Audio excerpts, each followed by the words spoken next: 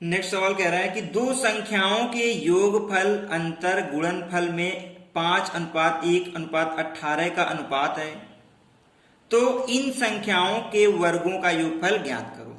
ठीक है, तो मान लेते हैं कि कोई भी संख्याएं होंगी,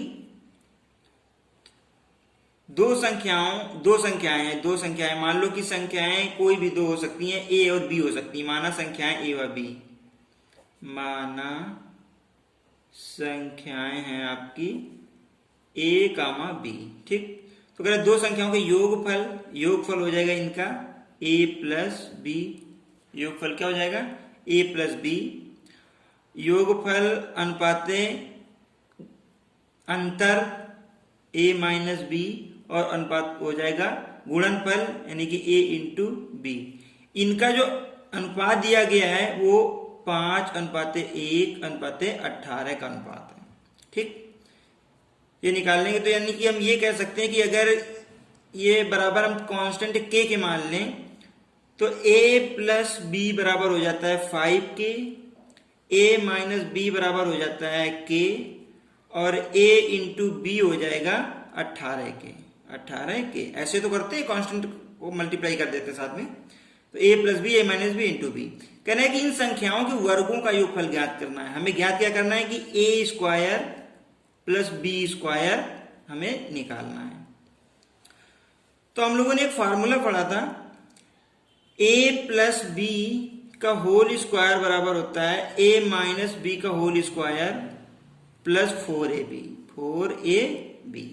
ठीक है, अब a प्लस बी की वैल्यू रख देते हैं 5k का स्क्वायर बराबर a माइनस बी यानी कि k का स्क्वायर प्लस का 4 इंटू ए बी की वैल्यू क्या है 18k।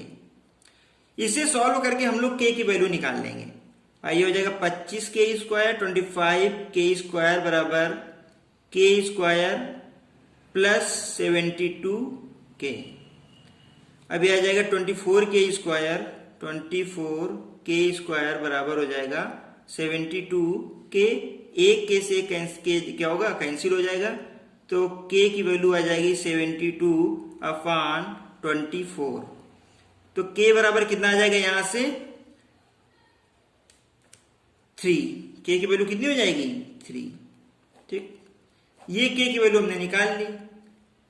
अब क्या करेंगे? k की वैल्यू हम लोगों ने निकाल ली। अब वो कह रहा है कि a square plus B square का मान निकालना है हमको। हमें निकालना क्या है? a square plus B square, a square plus B square निकालना है। तो a की वैल्यू, अब a की वैल्यू और b की वैल्यू हमें अलग से निकालनी पड़ेगी ना। a square plus B square हमें फाइंड करना, तो a और b की वैल्यू हम पहले निकाल लें। तो अब देखते हैं कि k की वैल्यू जो 3 आई है, ये इक्वेशन नंबर फर्स्ट और सेकेंड और थर्ड का यूज करके हम निकाल लेंगे। k की वैल्यू पुट कर देंगे।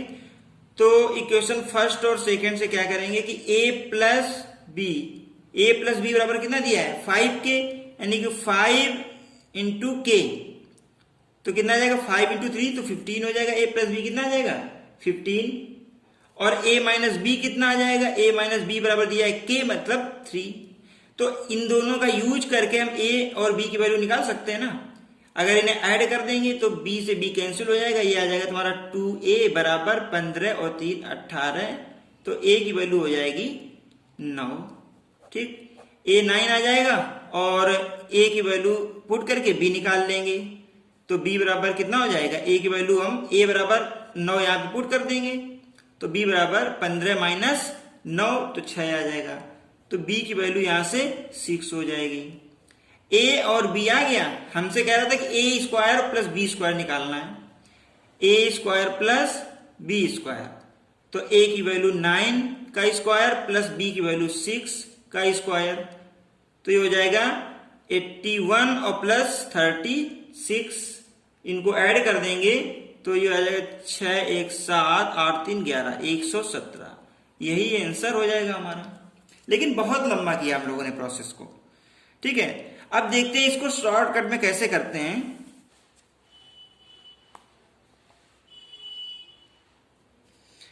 कह रहा है कि संख्याओं का योगफल यानी कि a प्लस बी और अंतर a माइनस बी और इसका गुणनफल यानी कि a इंटू बी। इनमें रेशियो दिया था 5:1:18 का, ठीक है। तो अब देखते हैं, यानी कि कोई दो संख्याएं जोड़ें तो मान लो 5, घटाएं तो 1 और गुणे करें, उसका जब मल्टीप्लाई करें तो 18 आ जाए। तो कोई भी ऐसी संख्याएं सोचिए जिनको ऐड करने पे 5 आ जाए। तो 5 आ जाएगा किस तरीके से भाई, एक तो हमारा ये हो जाएगा कि 1 + 4 तो 5 हो जाएगा, और 2 + 3 5 हो जाएगा। बस ये दो ही कंडीशन है, या तो 1 + 4 5 या तो 2 + 3 5। लेकिन अगर इनको लेस करें तो 1 आए, तो देखो लेस करने पे 1 आ रहा है, मतलब डिफरेंस है। तो डिफरेंस 1 में 4 या 4 में 1 लेस करेंगे तो 3 का डिफरेंस आएगा, तो ये पॉसिबल नहीं है। ये 2 और 3, ठीक है, इसका डिफरेंस आ रहा है 1। भाई 2 और 3 1 का डिफरेंस है, तो ये सही हो जाएगा। तो संख्याएं हम क्या ले लेते हैं, 2 और 3 ले लेते हैं। तो ये हो जाएगा कि 2 और जब 3 लेंगे तो 2 + 3 5 हो जाएगा, या 3 + 2 5 हो जाएगा, और अंतर 3 - 2 1 हो जाएगा। तो इनका गुणनफल कितना आना चाहिए, 3 × 2 गुणनफल भी आना चाहिए। तो 3 × 2 बराबर कितना हो जाएगा, 6, यानी कि गुणनफल कितना आ रहा है, 6। लेकिन ये तो कह रहा है कि गुणनफल 18 है, तो हम देख लेते हैं कि हमारा गुणनफल कितना आया, 6। तो 6 बराबर कितने के, 18 के हैं। रेशियो से कर लेते, तो अगर 6 बराबर 18 के हैं तो 1 बराबर कितने के हो जाएगा, 6 से भाग कर देंगे इसको तो 3 आ जाएगा। 1 बराबर 3 के हो जाएगा। और हमारी संख्याएं क्या थी, जो हमने संख्याएं मानी थी वो संख्याएं थी हमारी 3, 2। तो 1 बराबर 3 के हैं, तो 3 बराबर कितने के हो जाएगा, 9 के, है ना। ये क्या हो जाएगा, 3 बराबर 9 के। और 1 बराबर 3 के हैं, तो 2 बराबर 1 बराबर 3, तो 2 बराबर 6, तो 6 के हो जाएगा। तो हमारी संख्याएं क्या हो जाएंगी, 9 और 6 हो जाएंगी, जैसा कि हम लोगों ने इसके पहले सॉल्व किया था तो देखा था। तो यही हमारा आंसर आ जाएगा। शॉर्ट तरीके से ऐसे ही कर सकते हैं इसको, ठीक है। इसके बाद अगला सवाल क्या है,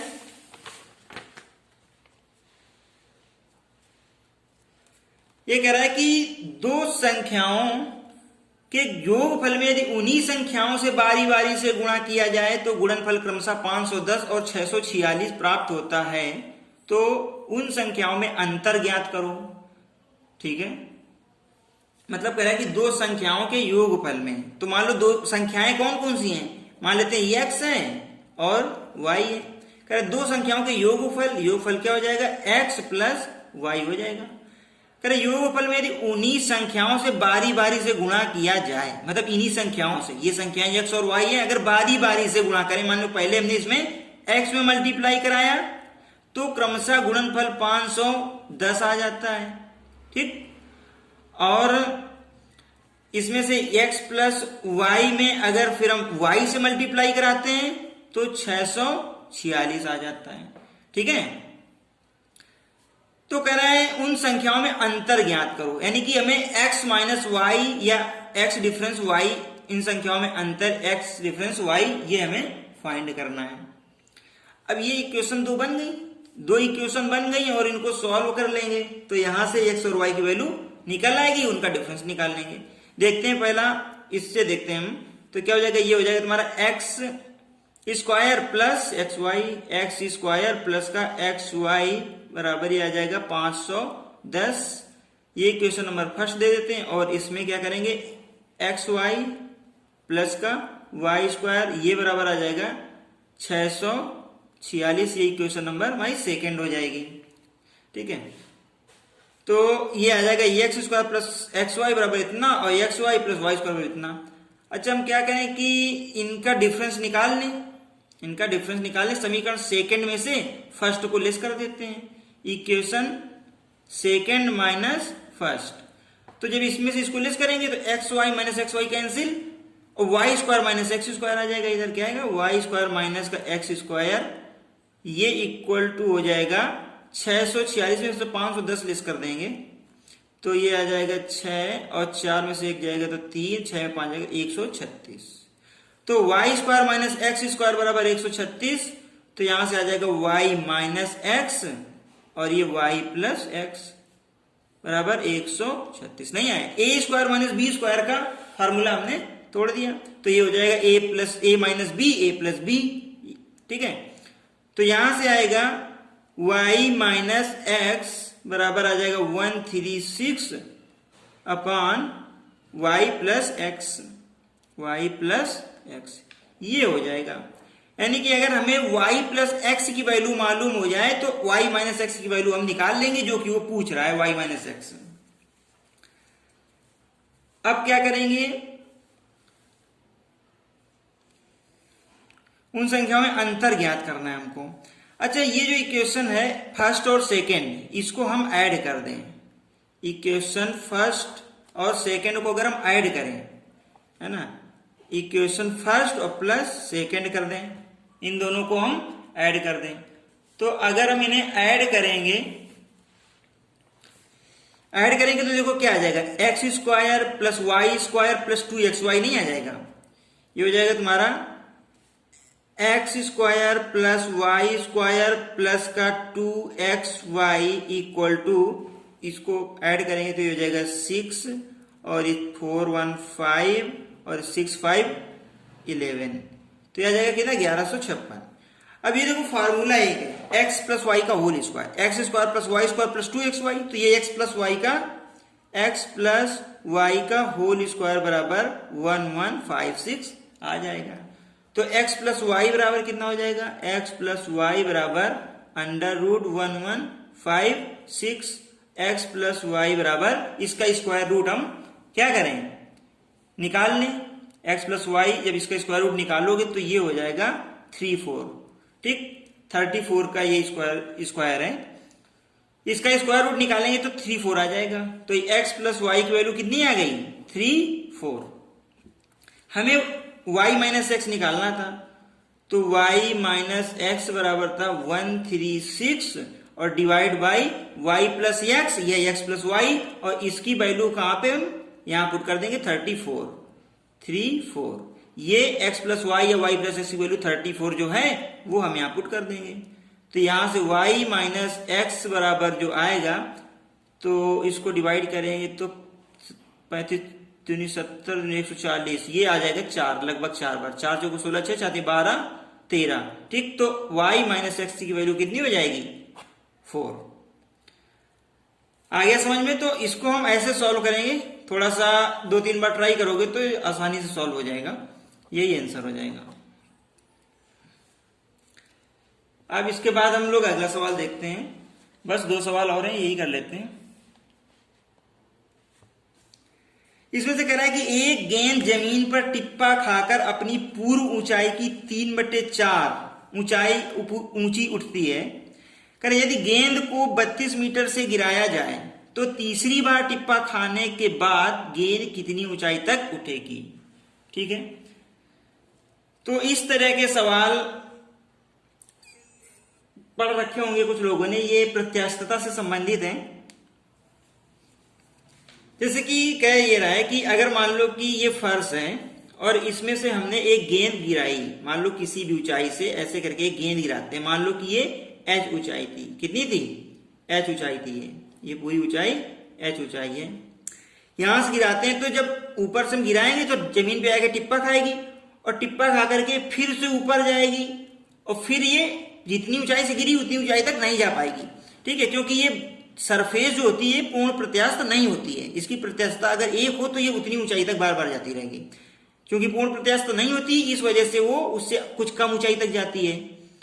तो फिर मान लो यहां तक गई h1 ऊंचाई तक, ये मान लो h1 ऊंचाई तक जाती है, फिर ये नीचे गिरेगी आकर के ऐसे नीचे गिरेगी और फिर टिप्पा खाएगी, फिर जाएगी, फिर ये कुछ कम ऊंचाई तक जाएगी, मान लो ये h2 ऊंचाई तक जाती है, फिर ये नीचे आके टिप्पा खाएगी आकर के और ये फिर ऊपर कुछ ऊंचाई तक जाएगी, मान लो ये h3 ऊंचाई तक जाती है।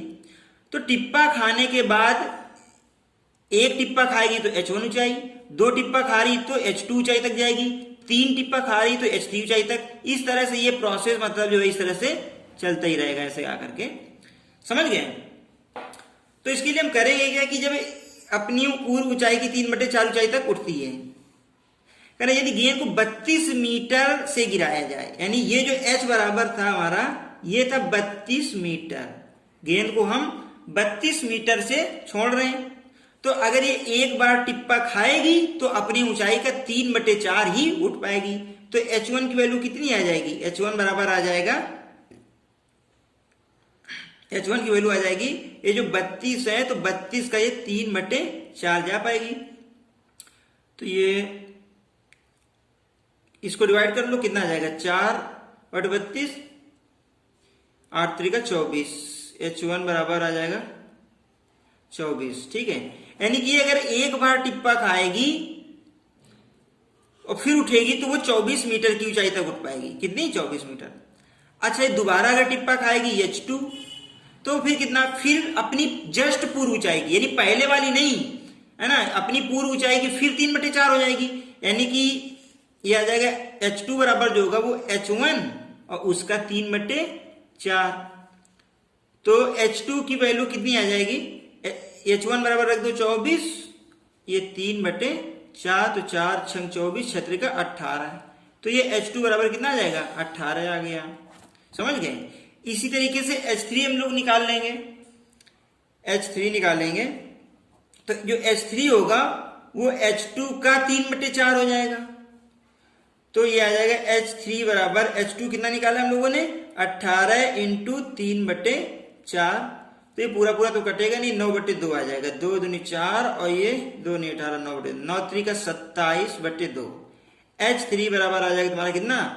27/2, यानी कि 13.5, 13.5। यानी कि जब तीसरी बार ये ऊंचाई तक जाएगी वो 13.5, जब तीसरी बार ये टिप्पा खाएगी फिर जब उठेगी उसके बाद में तो 13.5 मीटर तक ही जा पाएगी। समझ गए? अब इसको हम स्टेप बाय स्टेप एक एक करके नहीं करते हैं, ठीक है, इसका सीधे फार्मूला हम अप्लाई कर देते हैं कि जितने बार जाती है, जैसे कि मान लो H3 हमें निकालना था, H3 तीसरी बार, ठीक है, तो मान लो पहले तो ये H ऊंचाई तक है, ठीक है, H ऊंचाई तक तो H ऊंचाई से छोड़ी जाती है, और अगर ये पहली बार टिप्पा खा करके उठेगी तो उसका 3/4, ठीक है। इसकी बार दोबारा जब टिप्पा खाएगी तो फिर उसका हमने 3/4 किया, दोबारा जब फिर टिप्पा खा करके उठेगी तो फिर 3/4 कर देंगे। तो 3 बार टिप्पा खाती है तो 3 बार ये हमारा 3/4 × 3/4 × 3/4 हो जाएगा। तो H3 की वैल्यू सीधे यहां से निकाल लेंगे। H की वैल्यू हम कितनी रखेंगे? 32, इसको रख दो 32 इंटू ये हो जाएगा 3/4 और ये 3/4। इसको जब सॉल्व करोगे तो वो यही है जो हम लोगों ने स्टेप बाय स्टेप किया है। तो H3 की वैल्यू यहां से 13.5 मीटर निकल आएगी, ये हो जाएगा आंसर, ठीक है। H3 की वैल्यू 13.5 मीटर निकल आएगी। अगला सवाल क्या कह रहे हैं?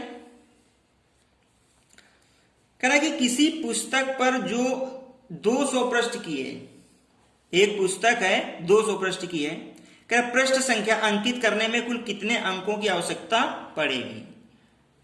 ठीक है, इसको भी हम समझ लेते हैं।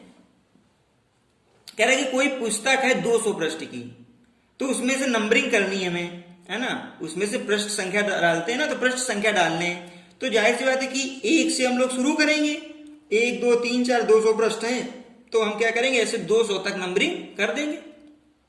लेकिन कह रहा है 1 से लेकर के 200 तक की नंबरिंग अगर उसमें करेंगे तो कुल कितने अंकों की आवश्यकता पड़ेगी, कुल कितने अंकों की आवश्यकता पड़ेगी। तो अंक कैसे निकालेंगे? देखो, इसमें से क्या करेंगे कि हम भाई 1 से स्टार्ट करेंगे और पहले तो 9 तक जाएंगे, जिसमें से एक एक अंक है, ठीक। फिर दूसरा स्टेप हमारा ये होगा कि 10 से स्टार्ट करेंगे और 99 तक जाएंगे, इसमें से एक एक अंक के हैं और ये 2 2 डिजिट के हैं, ठीक है, ये 2 2 डिजिट के नंबर्स हो जाएंगे। और फिर 99 के बाद हम 100 से 200 तक जाएंगे, 100 से 200 तक, और इसमें से 3 डिजिट हैं, कितनी हैं? इसमें 2 हैं और इसमें से 3 डिजिट के नंबर हैं। तो अब ये देखें कि 1 से 9 तक कितने नंबर हो जाएंगे? 9, और प्रत्येक में एक नंबर है तो टोटल कितने नंबर हो जाएंगे? 9 ही रहेंगे, ठीक है ना।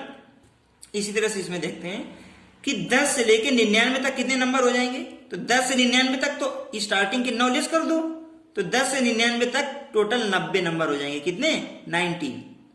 और प्रत्येक डिजिट में मतलब एक एक अंक है, सभी में क्या है, नहीं दो दो अंक है इसमें से, 10 से लेकर के 99 तक में देखो दो दो अंक आएंगे सभी में, तो 2 से मल्टीप्लाई कर देंगे तो ये आ जाएगा तुम्हारा कितना 180 हो जाएगा। यानी कि 10 से लेकर 99 तक जब लिखेंगे तो हमें 180 अंकों की आवश्यकता पड़ेगी। इसके बाद दिया है कि 100 से 200 तक तो कितने हो जाएंगे, तो 100 से 200 तक, अगर 101 से 200 तक होता तो 100 आते, लेकिन 100 से तो 101 आ जाएगा। तो यहां 100 से 200 तक 101 अंक हो जाएंगे और इसमें से डिजिट कितनी है प्रत्येक में 3, तो 3 से मल्टीप्लाई करा देंगे तो ये आ जाएगा 303। यानी कि 1 से 9 तक जब हम लिखेंगे तो हमें 9 अंक की आवश्यकता पड़ेगी, 10 से 99 तक जब लिखेंगे तो हमें 180 डिजिट की आवश्यकता पड़ेगी, और जब 100 से 200 तक लिखेंगे तो हमें 330 डिजिट की आवश्यकता पड़ेगी। तो टोटल कितनी डिजिट हो जाएंगी, टोटल कर देते हैं, है ना। तो टोटल हो जाएगा तुम्हारा 9 प्लस 180 और ये प्लस हो जाएगा 303, इनको जोड़ देते हैं तो 3 और 9 3 12, ये आ जाएगा तुम्हारा कितना 2 1 और ये 8 1 9 और ये 3 और 1 ये 4, ठीक। तो 492, यानी कि हमें 1 से अगर मान लो 200 तक नंबरिंग करनी है तो हमें 492 अंकों की आवश्यकता पड़ेगी, ठीक है। ये आंसर, बस इसके बाद में अगला चैप्टर देखते हैं। अगर इससे संबंधित कुछ सवाल और बचे होंगे तो फिर मैं उन्हें भी करवाऊंगा, ठीक है दोस्तों।